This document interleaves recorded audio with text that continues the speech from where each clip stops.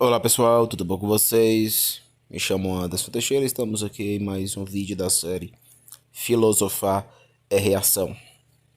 Bom, dando continuidade à nossa exposição aí sobre o processo evolutivo ali que se deu no Paleolítico, seja ele inferior, intermediário e superior,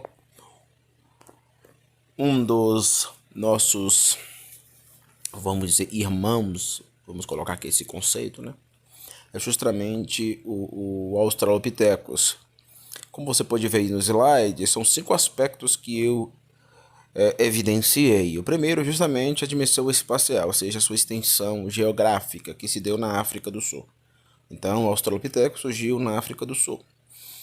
Isso é bem interessante porque acaba tocando novamente na dimensão biótica. Veja que existe sempre uma dimensão proeminente no processo evolutivo que se dá sempre na dimensão biológica. Por isso que não podemos cair no reducionismo de transformar a teoria da evolução ou o evolucionismo em cosmovisão, como fazem os naturalistas, né? Eu acredito que a teoria da evolução não deve ser tratada como uma espécie de dogma, até porque ela é uma teoria da ciência, e a ciência ela deve estar pronta para os princípios de atualização. As ciências não podem ser tratadas como se trata a filosofia, em especial a metafísica. A metafísica ela consegue chegar no apodítico, naquilo que o Olavo chama de discurso analítico. O discurso analítico é o discurso apodídico, das certezas apodídicas. E somente a filosofia consegue chegar em certezas apodídicas. É tanto que na Matesis Megistes, aplicado, segundo Mário Ferreira dos Santos, né, ou seja, as instruções supremas, aplicado à metalinguagem, a última linguagem que o Mário reverbera é a linguagem filosófica. A linguagem filosófica é a linguagem onde a gente chega na dimensão divina. Por quê? Porque o filósofo, em especial metafísico, está descobrindo leis divinas. O eu lógico que capta no ôntico a dimensão ontológica é o eu lógico que está captando, não construindo ex nihilo. Até porque quem constrói ex nihilo é Deus. Deus tirou tudo do meon e trouxe esse vazio na sua nous, vamos dizer assim, né? Até porque não existe um nada absoluto, sempre existiu alguma coisa. E antes de existir o ato, tudo existia em potência na mente divina, isto é, naquilo que Plontino chama de nous. E tudo que passou a existir a partir da vontade soberana de Deus. O que o filósofo faz? O filósofo vai e capta verdades ontológicas apodídicas. Exemplo de uma verdade apodídica do Mário Ferreira dos Santos. A primeira tese dele é da filosofia concreta, alguma coisa há, ou como alguns dizem, né, algo há. Essa tese ela é irrefutável. Eu posso atualizar ela? Não. Não, porque ela não é ciência. Ela não é a tese científica particularizada, como acontece na biologia. Ela é uma tese filosófica, ou seja, ela entra naquilo que o Olavo chama de discurso analítico. Claro que o filósofo precisa se debruçar nos outros discursos, em especial o discurso mito-poético, que é onde a gente usa a nossa dimensão fantasmagórica e magética, e o peso da literatura na filosofia é muito importante. No meu 1 ano de COF que eu fiz aprendendo com o Olavo de Carvalho, a primeira coisa que eu aprendi com ele foi justamente isso. Não existe filosofia sem literatura. Esse é o primeiro ponto, né? E eu acredito que os alunos mais sérios do Olavo de Carvalho, porque tá cheio de bobalhão politiqueiro, né? Mas os alunos mais sérios que ele produziu aí nessa última década, reverbera isso muito bem. O peso da literatura é muito importante. Muito importante. Mas não vamos entrar nesse assunto, né? Então, o Australopithecus, ele surgiu na África do Sul. Ele é um bípede, ou seja, como eu coloquei no slide, com uma postura ereta, porém tinha um andar cambaleante e crânio pequeno. Então veja que existe aí um princípio de dessemelhança com os outros irmãos, vamos dizer assim, né? Ali do período paleolítico. Vivia em bandos, morava em cavernas, coletava frutos, raízes e sementes. Então isso também é proeminente, até porque, como eu tinha dito no último vídeo, haver um contato com a natureza, né? Então a natureza é o nosso habitat natural, não é a dimensão urbanizada. Se você acha que você vai passar tirar alguns dias de férias em uma área não urbana, vamos dizer assim, e você acha que você está fugindo da sua vida natural para ir para uma vida não natural, muito pelo contrário. A nossa vida, ela se dá na natureza. É o nosso habitat natural, não o asfalto, não o som urbano. Não sou urbano.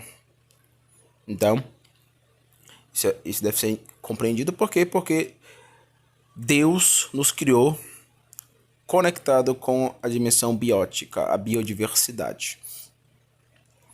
Quarto ponto, né? Bioticamente, eles tinham uma mandíbula semelhante com a do Homo sapiens. Então já podemos observar aqui que há uma semelhança, né, com o período neolítico. Então, qual é a semelhança do paleolítico com o neolítico? Há toda aí uma ramificação no período paleolítico, a gente está observando aqui. Mas quando a gente olha para o neolítico, que é o ápice, né? Lá o homem vai ter consciência quadrantizante. Eu vou explicar isso quando eu chegar no neolítico. Existem algumas semelhanças bióticas, mas não semelhança de consciência. Isto é, não havia a dimensão socrática do autoconhecimento. Aquilo que Sócrates deixa claro, e a gente hoje fala, moça, isso é tão evidente, começou no Neolítico. Por isso que, se a gente for fazer o Status Questiones da filosofia quadrante, a gente não vai achar um filósofo primeiro a falar sobre isso. Por quê? Porque a quadrantização, vamos dizer assim, começou no Neolítico, começou no levantado do Neolítico. Então, isso é muito importante. Como assim quadrantização, Anderson? O autoconhecimento, o conhecimento dos seus primeiros princípios, conhecimento da realidade, conhecimento do outro. Tudo gira dentro disso aqui. Antes eu vou estudar aqui uma filosofia desse fulano. Gira em torno dos 4 princípios. Lá você vai encontrar a divindade dele, lá você vai encontrar o seu eu, lá você vai encontrar a realidade dele, lá você vai encontrar a forma como ele olha para o seu semelhante. Isso se dá em 3 níveis. O nível do conhecer, do ter e do relacionar. Ou seja, nem tudo que conheço eu tenho me relacionando. Por exemplo, eu conheço Paris. Conheço por quê? Conheço porque eu ouvi falar psicologicamente. Isto é, eu liguei a televisão, eu vi uma revista, mas não tem como eu colocar o conceito conjugando no presente, claro, né? Ter, relacionar. Até se eu tivesse tido e tivesse me relacionado com Paris, eu conjugaria agora, porque eu estou na minha cidade, na Bahia, Vitória da Conquista, né? Teria que conjugar no passado, não no presente. Eu vou falar sobre isso, isso é bem interessante, que é a minha teoria gnosiológica, a partir do padre lá dos Anjos, do próprio Olavo de Carvalho, do Mário Ferreira dos Santos, do Remandov e do Russo. Eu escrevi um livro falando sobre isso e eu vou trazer uma série aqui, tratando, que é o livro Zigue Zague Epistemológico, onde eu lido com essa dimensão aí, partindo de Platão. Platão que vai dar a base, né? É aquilo que Whitehead disse. Toda filosofia ocidental são notas de rodapé a Platão e Aristóteles. É o fato, na minha opinião, ele está corretíssimo ao dizer isso. Filosofia é Platão e Aristóteles. Claro, Sócrates vai aparecer, vai. Pitágoras também tem o mesmo peso, tem o mesmo peso. Mas esses dois são aí o centro filosófico ocidental. Para terminar, quinto ponto. Já se conhece 8 espécies de Australopithecus. Aqui é a dimensão, vamos dizer, arqueológica, né? A arqueologia é muito... Os fósseis. A arqueologia é muito importante. É uma dimensão apodítica para se usar, para se provar, por exemplo, a teoria da evolução. Os fósseis. Então, se você discorda, você vai ter que refutar várias facetas. Não só a dimensão ideária, né? Ou filosoficamente falando. Mas vai ter que refutar aí os fósseis, vai ter que refutar aí a arqueologia que é usada para lidar com a teoria da evolução. Então veja bem, para encerrar esse vídeo, novamente o que aparece aqui é a dimensão biológica. Então a biologia é muito importante. E como eu tinha dito, a gente não pode tratar a biologia como apodídica. Isto é, a gente não pode tratar as teorias evolutivas que se dão na biodiversidade como filosofia, como cosmovisão, por exemplo. Por quê? Porque todas as ciências, todas elas, devem pairar sob o princípio da atualização. Como assim atualização? Todas as ciências não podem aderir o lema da complementarização. Complementarizar o que, Anderson? Por exemplo, como eu te dito, eu não posso dizer que a tese alguma coisa do Mário Ferreira dos Santos, como eu acabei de falar, né? Ela pode ser atualizada e virar outra coisa. Não. Ela é uma tese apodítica. Por quê? Porque ela é uma tese filosófica. Porque ela está lá no discurso analítico. Claro que as ciências particularizadas vão lidar com o discurso analítico, mas não no sentido de metalinguagem, que eu vou citar o Mário, né? De metalinguagem filosófica. Lida com a analítica porque existe ali a atitude Gegenstand, ou seja, a ideia de olhar o sujeito lógico, olhar para o objeto de modo científico, né? E analisar um pedaço daquele objeto. Por exemplo, eu olho para um objeto qualquer objeto, e posso analisar ele matematicamente, biologicamente, psicologicamente, historicamente, e assim sucessivamente. Então veja que as ciências elas não lidam com a totalidade, apenas com um recorte, e elas não devem aderir de modo filosófico o princípio de ser irrefutável. Um cientista que chega para você e diz: essa teoria é irrefutável, ele não está fazendo ciência, ele está confundindo as esferas. Ele está transformando a ciência em religião. Ciência não é religião. Quando eu digo ciência aqui, digo ciências particularizadas. A ciência que a gente conhece hoje. História, teologia, física, biologia, essas ciências. Nesse sentido. Então, a gente não pode cair nesse princípio. Quando cai nisso, dá o quê? Dá naquilo que os naturalistas fazem, que é transformar a teoria da evolução em cosmovisão, como eu tinha dito no último vídeo. Quer transformar a teoria da evolução em filosofia. O cara quer ler a fé, a dimensão jurídica, quer ler a dimensão moral, tudo pela biologia. Vai dar merda, isso é reducionismo. E a mentalidade modernista ateística ama fazer isso.